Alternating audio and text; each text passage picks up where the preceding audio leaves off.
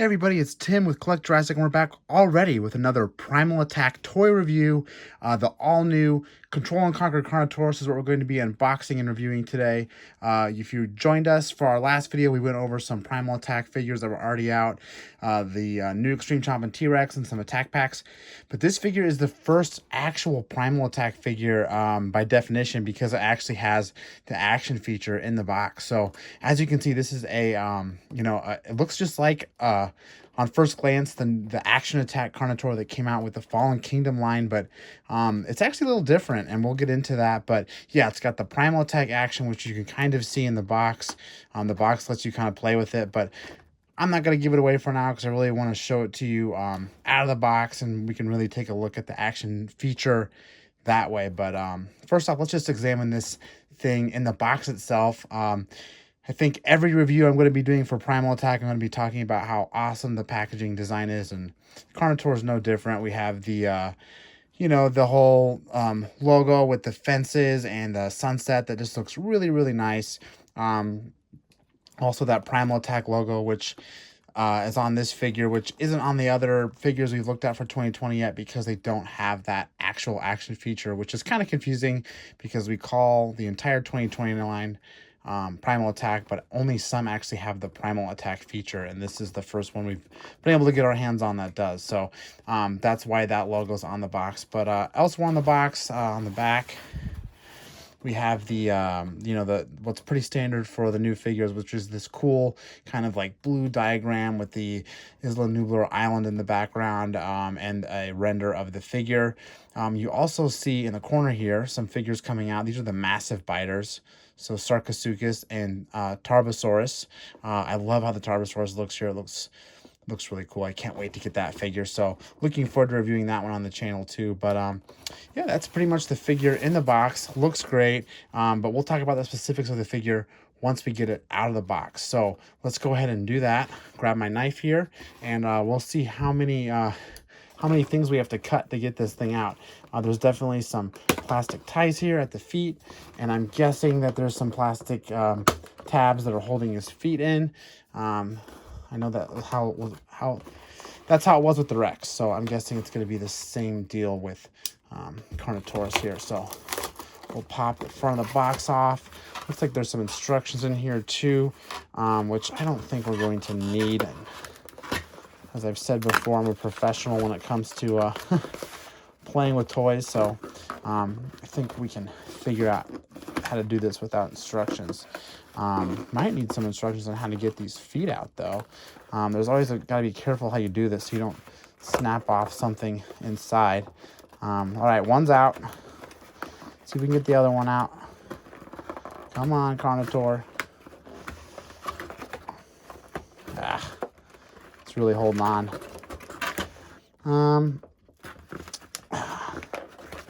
There it is. All right. Whew. It's getting awkward there for a second. So we'll go ahead and put the packaging off to the side here and take a look at the figure itself. So here we are, the Control and Conquer Carnotaurus out of the box. You can already see the paint scheme on this is a little bit different than the Action Attack one. We have orange, we have a gray underbelly, whereas the other one's more red with a white underbelly. So already you can kind of see just right off the bat, visually this figure looks different. But what really makes this new version, the Control and Conquer, much different is this action feature, which we'll go ahead and demonstrate here. So first off, you have a button on the tail that you can press that allows you to open and close the jaws, which is pretty cool. And you get that roar too, which sounds all new. It doesn't sound like a T-Rex or an Indoraptor. It sounds like something fresh. You can already hear that there's quite a few different versions. And the other attack you can do is you can pull up on the tail, and I think he'll actually, oh yeah, you can kind of like pull the tail down and he'll lunge down. Sorry, you push the tail up while you're holding the feet down, he kind of lunges. Oh, and it looks like he makes some noise too when you press down on the tail. Yeah, so got some nice sound features there. And then this tail actually controls a full range of motion on the head, which just looks really, really natural. Familiar with the thrash and throw, that kind of started this action feature. And the Indominus, the the story of our Indominus really kind of perfected it. So you can make some really cool poses like this, and make some really cool kind of natural motions too. And it's very responsive.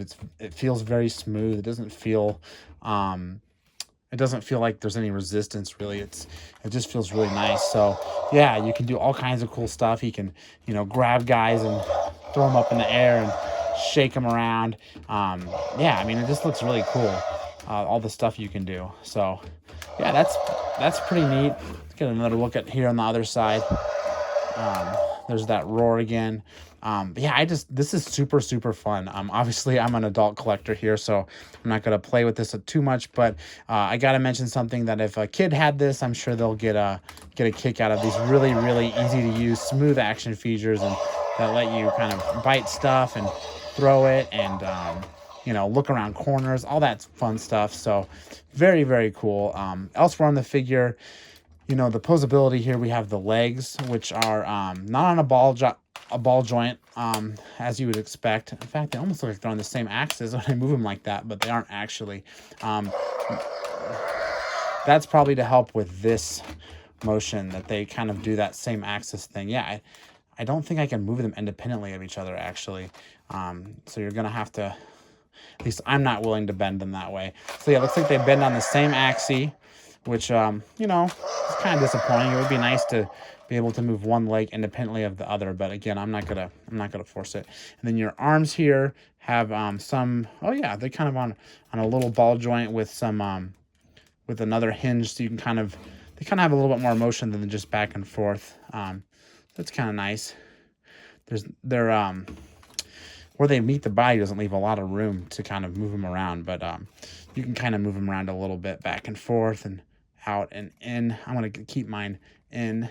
Down on the bottom, you can see where they have the place for the roar to come out of as well, and the batteries that you can do. So yeah, that's about the all the articulation we're going to have with this guy. Looks like his feet kind of move a little bit to let him sit in the package too. But other than that, all the other moving items on his body are going to be tied to that action feature.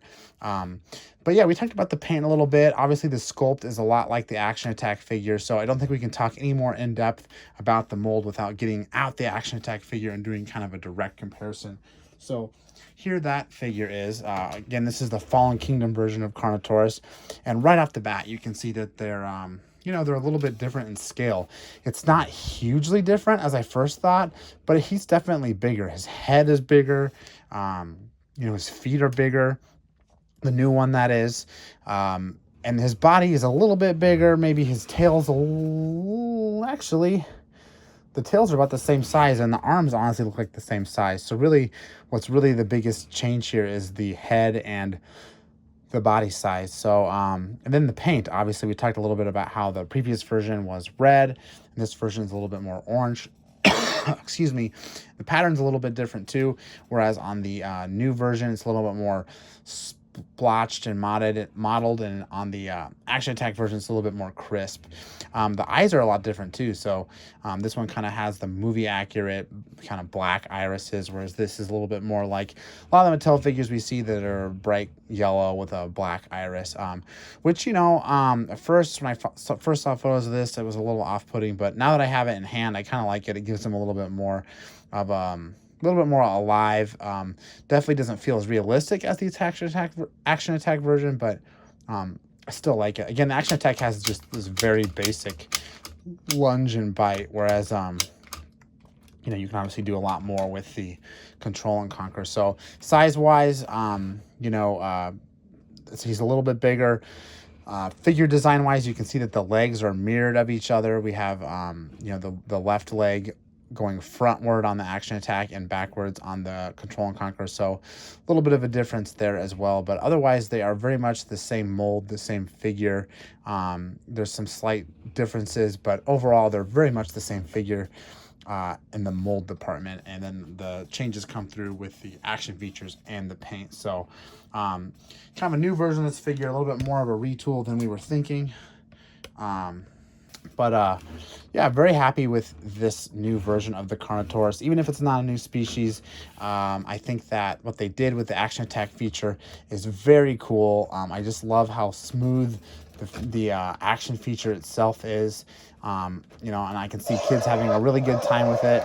And obviously, you know, I think this bodes well for the rest of the Action Attack line, because we have some more figures on the way with this kind of motion built into them, and I'd really can't wait to see what they do with it in those figures, because it's really realized so well with this Carnotaurus. So I think they did a great job, and you know, I'm looking forward to what else 2020 has to offer.